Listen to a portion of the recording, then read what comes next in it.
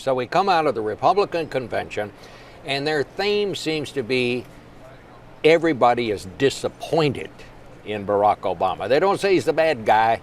It's like from The Wizard of Oz when he said, I'm not a bad man, I'm just a bad wizard. That seems to be what they're saying about Barack Obama. How do you handle that? Well, look, there were three things that you didn't see at the Republican convention.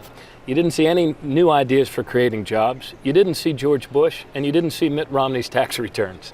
I mean, the fact of the matter is, it was George Bush's policies that drove our country into the worst set of problems any president's inherited since Franklin Delano Roosevelt. But facts are facts, and we cannot deny that for 29 months in a row now, we've seen positive private sector job growth. Foreclosures are lower than they were before the president even took office. So this is hard. These were deep problems. But what you're going to see in the next few days here in Charlotte is an agenda and a vision for America's future, where our middle class is actually growing, becoming stronger, where we create opportunity. Their only idea is ladling on bigger tax breaks for billionaires.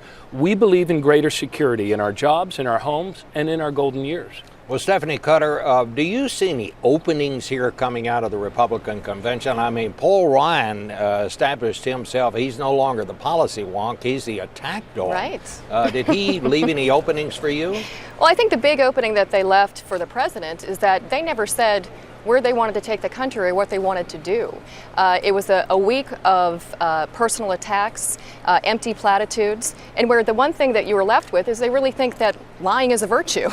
And I think the American people disagree with that. This week will be very different. You know, you'll get a sense, at the end of this week, you'll have a real sense of how the president wants to move this country forward. And we'll look at the things that we've been able to do over the past 4 years to move the country forward, whether it's saving the auto industry and 1 million jobs with it, helping kids afford college, passing healthcare reform, where millions of people are already benefiting from it across the country. So this will be a very different feel. We're going to be talking to all Americans, not just rallying our base like we saw last week. Well, are you saying they're just a bunch of liars?